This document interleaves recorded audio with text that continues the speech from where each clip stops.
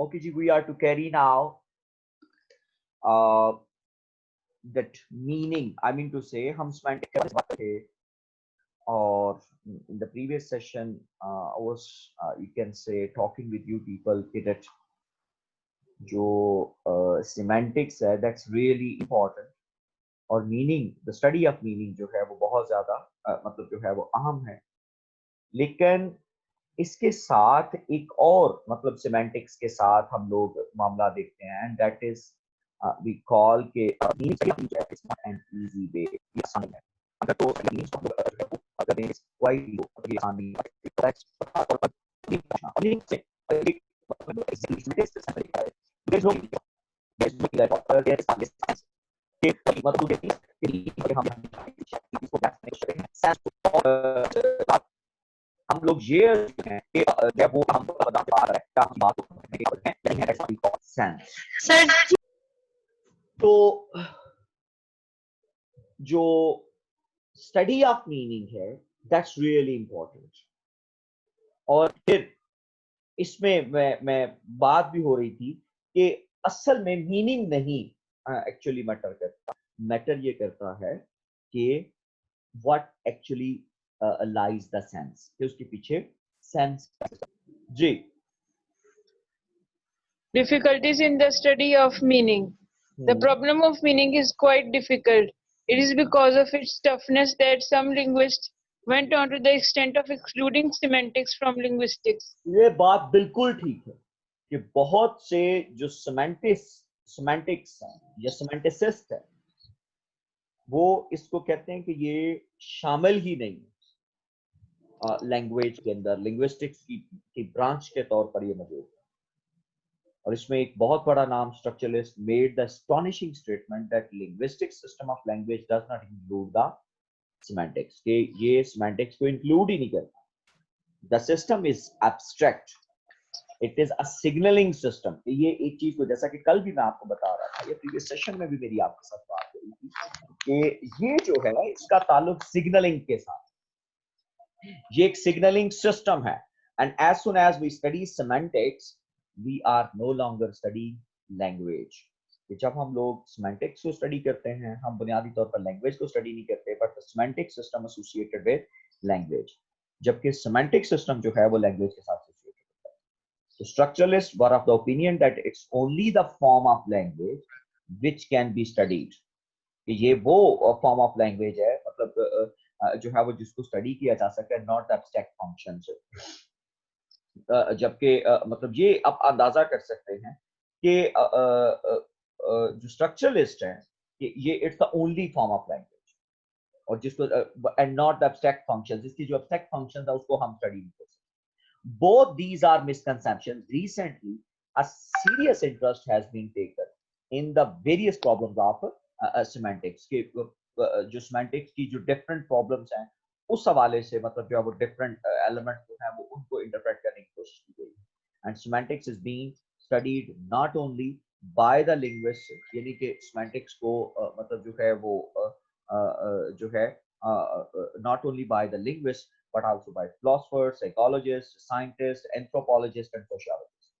तो जो है वो अब फिलोसफर्स भी इसको देख रहे हैं साइकोलॉजिस्ट भी और it's really interesting as well और अब मोर और लेस हम लोगों ने ये बात देखनी है कि इसके अंदर जो डिफिकल्टी है वो हमें क्या है जी Scholars have long puzzled over what words mean or what they represent or how they are related to reality. हाँ ठीक है They have at times wondered whether words are more real than objects. Objects की क्या And they have अल्फाज जो है वो हकीकत है ऑब्जेक्ट्स की निस्बत है they have striven to find the essential meanings of words और वो मतलब जो essential meanings of words है उनके लिए मतलब उन्होंने जदोजहद की है it may be interesting to ask whether words to have essential meaning के वर्ड के जो हैं वो essential meanings हैं for example difficulties may arise in finding out the essential meaning of the word table अब ये लफ्ज मतलब जो वो टेबल जो है कि इसका जो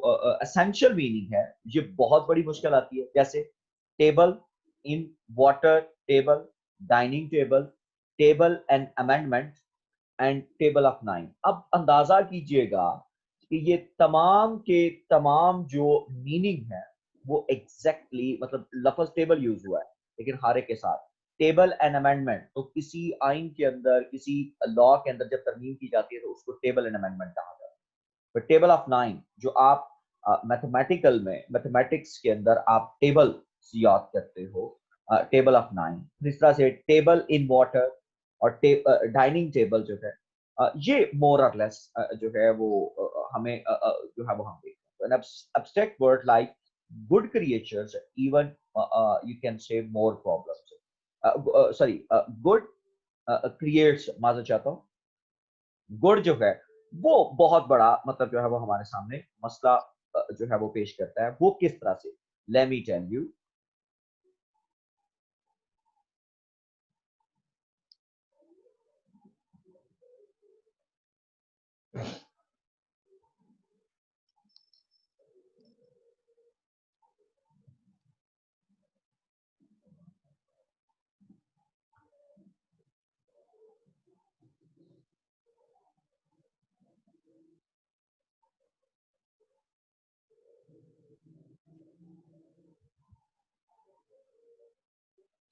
अब आपके सामने ये मैंने एक कैम्ब्रिज डिक्शनरी जो है वो ओपन की है, तो आप अंदाजा कर सकते हो कि ये लफ्ज जो है वो मैंने यूज किया है गुड, और गुड के साथ जो इसके जो आ रहे हैं, जो आप अंदाजा कर सकते हैं कि ये कितने मीनिंग आ रहे हैं। मतलब सपोज अगर सपोज आप गुड की बात कर रहे हैं तो आप खुद अंदाजा कर सकते हो कि गुड से मुराद एक यहाँ पे प्लेजेंट, ठीक हो गया। फिर हाई क्वालिटी के तौर पर ये एडजेक्टिव है। फिर इसी तरह से सक्सेसफुल। अब सपोज मैं एक जुमला आपके सामने लिखता हूं कि she is very good at geography और they have a good relationship. अब ये अगर इसकी जगह मैं लगा दूं कि यहाँ पर अगर बिल फर्ज हम गुड की ही बात कर लें तो the restaurant has a successful reputation. जाहिर सी बात है, अगर गुड से मुराद हाई क्वालिटी है और गुड से मुराद सक्सेसफुल है, तो फिर यहां पर अगर बिल पर सक्सेसफुल लगा दिया जाए तो ये जुमला सरासर इनकरेक्ट हो जाए, यानी कि ये सेंस ही वो प्रॉपर नहीं देगा, क्योंकि रेस्टोरेंट्स जो है वो कभी भी मतलब जो उस तरह से अब एक सेंस में सक्सेसफुल भी मतलब जो वो यूज किया जा सकता है, लेकिन अब अगर इसी तर्ज के साथ यहाँ पर प्लेजेंट जो है आप यूज कर दें, I just had some you can say high quality news। अब हाई क्वालिटी न्यूज से मुराद अब क्या समझ रहे हैं कि मतलब जब वो गुड न्यूज हो सकती है, या मतलब एक जो अखबार वाला है उसके लिए वो हाई क्वालिटी की न्यूज का कुछ और कॉन्सेप्ट हो सकता है, एक टीचर के लिए कुछ और हो सकता है, एक स्टूडेंट के लिए कुछ और हो सकता है। तो आप अंदाजा कर सकते हो कि लफ्ज जो गुड है इसके आगे कितने शेड्स हैं, और ये तमाम शेड्स जो हैं वो आपस में एक दूसरे को रिप्लेसेबल नहीं होते। Suppose good real means and how speaker of English even learns to use the word correctly. तो एक लफ्ज के आगे कितने शेड्स हैं और किस जगह पर कौन सा शेड इस्तेमाल करना है, ये हमें मतलब जो है वो अंदाजा होना चाहिए कि लाइक व्हाट कि जिस तरह से इस डिक्शनरी के अंदर आपको ये नजर भी आ रहा है कि जैसे जो गुड है वो हम लोग के the weather has been really good for the time of year, और इसी तर्ज के साथ यहाँ पर I heard it's very good school.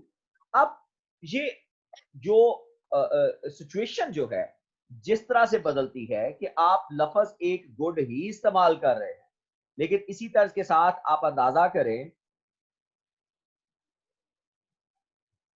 कि he is very good to his mother, और फिर अब आप इसी तर्ज के साथ morally right, try to set good example. अब ये अल्फाज लफ्ज एक है हमारे सामने गुड, लेकिन उसके मतलब जो हमें शेड्स नजर आ रहे हैं वो मल्टीपल हैं। When would be a good time to phone, suitable. अब गुड और suitable, this is you can say आप अंदाजा कर ले, हर क्रेडिट इज गुड तो हर क्रेडिट इज suitable. अब ये मतलब जो है वो जुमला सेंस नहीं देगा उस तरह से. If you are a suitable boy at the doctor, I'll take you swimming afterwards. कि अगर तुम जो है वो डॉक्टर के पास मतलब अच्छे हुए तो मैं तुम्हें मतलब जो है वो लेके चला जाऊंगा. अब ये वो तमाम मतलब जो एलिमेंट्स हैं ये इस बात को डिक्लेयर कर रहे हैं कि जो गुड है वो किस अंदाज से और किस तरह से मल्टीपल शेड्स में, और हमने यहाँ यही देखना है कि कौन सा शेड इसका करेक्ट है. और ये बीइंग नेटिव स्पीकर, जब आप लैंग्वेज के एक्सपर्ट होते हैं तब आपको अंदाजा होता है कि which shade is correct. So the main difficulty is to account facts about essential meanings, multiple meanings, and real world conditions. The connotation use of words adds further complications to any theorization about meaning, particularly their use in metaphoric or phonetic language. Above all is the question, where does meaning exist? In the speaker or the listener? ये सबसे बड़ी बात होती है कि meaning कहने वाले के पास होता है या सुनने वाले के पास, or in both, or in the context और सिचुएशन, या ये कॉन्टेक्स्ट या सिचुएशन डिपेंडेंट होता है. अब हमने इस चीज के हवाले से कि ये मतलब जो वो वाकई में एक बहुत बड़ा सवाल है कि जो है वो मीनिंग जो है, ये वो सवाल है कि मीनिंग यहाँ कहाँ पे एग्जिस्ट करता है. तो जिनका जवाब जो है वो बहरहाल अभी भी तलाश किया जाना बाकी है. अभी भी इस हवाले से मतलब जब वो काफी ज्यादा बहस जो है वो लिंग्विस्टिक्स के अंदर हो रही है. जी.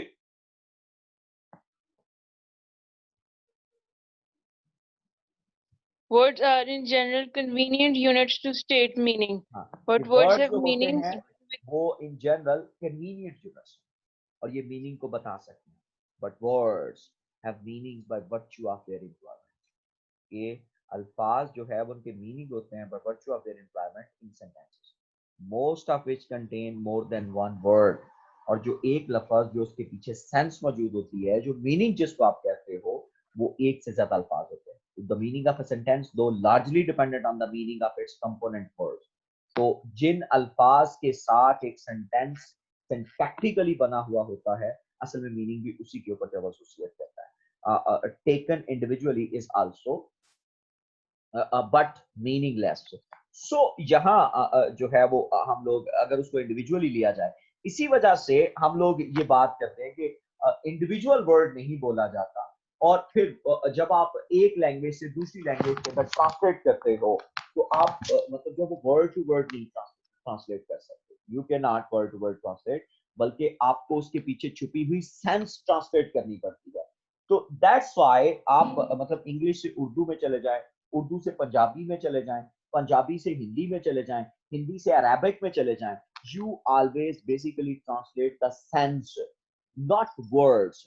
वर्ड टू वर्ड अगर आप ट्रांसलेट करेंगे तो आप एक्चुअली मतलब जो है वो गलत ट्रैक पे चले जाएंगे. इस हवाले से ये एक बहुत बड़ा जुमला है, मतलब जो नॉम चॉम्स्की का है, colourless green ideas sleep furiously. This is an ambiguous sentence. और ये जुमला अब इसमें अगर आप देखें तो जुमला कंप्लीट है. मतलब आपको इसमें मतलब जो है वो नॉन भी नजर आ रहा है, एडजेक्टिव भी नजर आ रहा है, वर्ब भी नजर आ रहा है, एडवर्ब भी नजर आ रहा है, लेकिन इसके बावजूद ये जुमला नॉनसेंस है. नॉनसेंस क्यों है? Because there is no sense which is existing behind this sentence. कि कोई सा इवन हर पर्सपेक्टिव से कंप्लीट होने के बावजूद इस जुमले की कोई सेंस मौजूद नहीं. तो जब सेंस मौजूद नहीं है तो फिर हमें ये अज्यूम करने की जरूरत है कि इसके पीछे किसी किस्म का कोई मीनिंग एग्जिस्ट नहीं करता. तो this is the correct way कि हमने इन चीजों को मतलब जो है वो किस तरह से टेक ऑन करना है. ये ज्यादा इंपॉर्टेंट मतलब जो है वो हमारे लिए. तो फिर colourless green ideas sleep furiously. और इस तरह से जो बाकी एग्जांपल्स हैं, the tree at the elephant, के जो है वो जो ट्री है उसने मतलब जो है वो एलिफेंट खाया. ये कभी भी नहीं हो सकता है, हत्ता कि जुमला कंप्लीट है लेकिन नॉनसेंस है. The pregnant bachelor gave birth to 6 girls tomorrow. अब बैचलर मर्द के लिए यूज होता है और मर्द क्या कभी प्रेग्नेंट हो सकता है? Impossible. Gave birth to 6 girls tomorrow. और फिर इस तरह से द टेबल स्नीज्ड. तो टेबल कौन सा स्नीज करता है, हत्ता कि ये जुमले कंप्लीट हैं, लेकिन इसके बावजूद हम लोग ये कहने में बिल्कुल हक बजाना है कि इनके साथ पीछे कोई सेंस एग्जिस्ट नहीं करती, they are senseless.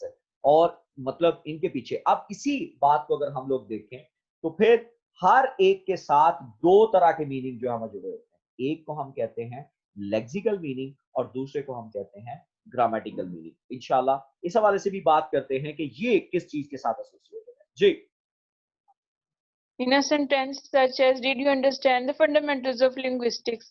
A linguist has to take into account at least two different types of meanings, हाँ lexical meaning and grammatical meaning. ठीक Full words have some kind of intrinsic meaning.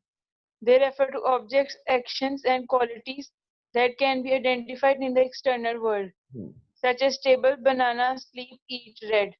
ठीक है। Such words are said to have lexical meaning. हाँ तो अब ये Empty words. मतलब जो है they refer to objects, sections, qualities and can be identified in the external words such as table, banana, sleep, eat, read। तो इन अल्फाज के पीछे मतलब जो है वो लेक्सिकल मीनिंग मौजूद है कि जो ही आप टेबल बोलते हो तो एक तरह से उसके पीछे any an object which has four legs and a top, तो इस तरह से बनाना एंड एप्पल, और इस तरह से स्लीप के मतलब ये आपके सामने ईट, इनके इनके साथ जो है वो लेक्सिकल। लेकिन empty words have little or no intrinsic meanings। अब इसी तरह से they exist because of their grammatical functions in the sentence। Suppose आप and, is, are जो है वो जो आप लगाते हो is used to join are indicates alternative of something indicate possession। तो these words have grammatical meaning। ये जुमले मतलब ये अल्फाज जो हैं वो ग्रामर के अंदर अपने मीनिंग देते हुए मतलब क्या वो हमें नजर आते हैं। Suppose grammatical meaning refers mainly to the meaning of grammatical items like did, मतलब आप फॉर्म यूज कर रहे हो, फिर which, फिर एड मतलब washed, ठीक है, इट साउंड जो है। और ग्रामेटिकल मीनिंग में also cover notions such as subject and object. तो sentences type as interrogative, imperative, etc. Because of its complexity, grammatical meaning is extremely difficult to study। कि grammatical meaning जो है वो मुश्किल है उसको स्टडी करना। As yet, no theory of semantics has been able to handle it properly। कि कौन सा लफ्ज का कहाँ पे क्या मीनिंग जो है वो होगा। But the study of lexical item is more manageable। तो lexical item जो हैं जो कि complete हैं in itself, which give us a concept, उनको स्टडी करना जो है वो कंपैरेटिवली आसान है as compare to grammatical meaning. अब यहाँ पर अगर हम लोग ये ऑब्जर्व करें कि what is meant by lexical and grammatical meaning, तो यहाँ पे हम आसानी से इसको अंडरस्टैंड कर सकते हैं। जी Different answers have been given to the questions. Lexical and grammatical meaning, When we talk about meaning, we are talking about the ability of human beings to understand one another when they speak. हाँ This ability is to some extent connected with grammar. हाँ No one could understand. हाँ, hat on the but red green on bought tried Mohan. अब ये कोई भी बंदा जो है हत्ता के ये तमाम अल्फाज जो हैं वो सेपरेटली लेकिन जो है वो पुअर ऑर्डर के साथ लिखे हुए हैं, लेकिन जब Mohan tried on the red hat but bought the green one causes no difficulties। तो yes yet there are numerous sentences which are you can say perfectly grammatical के जो है वो परफेक्टली ग्रामेटिकल है, नेचुरली एक्सप्रेसिंग मीनिंग के वो meaning जो है वो एक्सप्रेस कर रहे होते हैं। Were the words eternal, one word have meant one and the same thing in all the languages, there would have been no semantic change and men would not have felt at any necessity of learning words। कि अगर मतलब suppose कि अगर अल्फाज एक ही मतलब के लिए मौजूद होते और one word have meant one और एक लफ्ज एक के लिए ही होता and the same thing in the all languages और ये तमाम जुबानों के अंदर होती, तो there would have no semantic change, फिर कोई तब्दीली ना आती और लोगों को बहुत ज्यादा मतलब सपोज अगर गुड, जैसा कि मैं पहले भी आपके साथ बात कर रहा था, हर जगह पर रिप्लेसेबल होता तो हमें हाई क्वालिटी सूटेबल जैसे जो अल्फाज हैं हमें उसको याद करने की, उसको मेमोराइज करने की जरूरत ना होती, बल्कि हम लोग सिर्फ एक ही गुड से काम चला रहे होते। लेकिन नो डाउट गुड हर जगह पर रिप्लेसेबल नहीं है, वहां पर कई जगहों के ऊपर जो है वो एक दूसरे के जब ये इंटरकनेक्टेड मीनिंग आगे आगे चलते जाते हैं तो आगे उसके आगे मीनिंग जो है वो किस तरह से हमारे सामने जो हम नजर आ रहे हैं। तो nevertheless some western scholars do have started talking about semantic universals nowadays, and today there is a wide arrangement than it was ever meaning in the soul of a language. तो no doubt अभी इसके ऊपर मतलब काफी काम हो भी रहा है, और लेकिन मोर और लेस हमने जिस तरह से देखा कि लेक्सिकल मीनिंग जो है वो कंपैरेटिवली हम उसको प्रॉपर तरीके से अंडरस्टैंड कर सकते हैं as compare to you can say इसके ग्रामेटिकल मीनिंग के। ग्रामेटिकल मीनिंग हमेशा सेंटेंसेस के अंदर जो है वो एग्जिस्ट करता है, लेकिन इसके बावजूद हम लोग ये ऑब्जर्व करते हैं कि ग्रामेटिकल मीनिंग होने के बावजूद जो सॉरी जो लेक्सिकल मीनिंग है वो सेंटेंसेस में एग्जिस्ट नहीं करता। जैसे colourless green ideas sleep curiously, तो नॉनसेंस है। The tree eight elephant, again nonsense. जैसे कि मैं मिसालें भी आपके साथ शेयर कर रहा था, तो ये मोर और लेस हमें ये ऑब्जर्व करना होगा कि जरूरी नहीं है कि ग्रामेटिकली भी ठीक हो और ग्रामेटिकल उसके अंदर ग्रामेटिकल मीनिंग भी मौजूद हो, लेक्सिकल मीनिंग भी मौजूद हो, और इसके बावजूद जो है वो सेंटेंस इटसेल्फ कंप्लीट हो। It's almost impossible. जी There is a good number of semantic theories. हाँ Each of them defines meaning in its own manner. हाँ ठीक है। Ogden and L.A. Richards, in their book Meaning of Meaning, cite no less than 16 definitions of meaning. हाँ तो To Ludwig, मतलब जो है ऑग्डन and I Richard जो है वो अपनी किताब के अंदर 16 से मतलब 16 डेफिनेशन जो है वो Ludwig Waitengestiu the meaning of a word or expression is neither more or less than its use.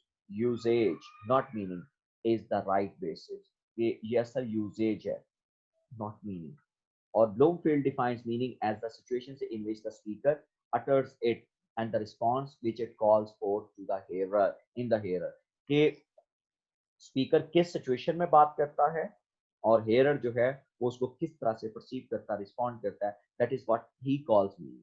तो according to Harris, the meaning of an element in each linguistic environment is the difference between the meaning of its linguistic environment and the meaning of the whole utterance.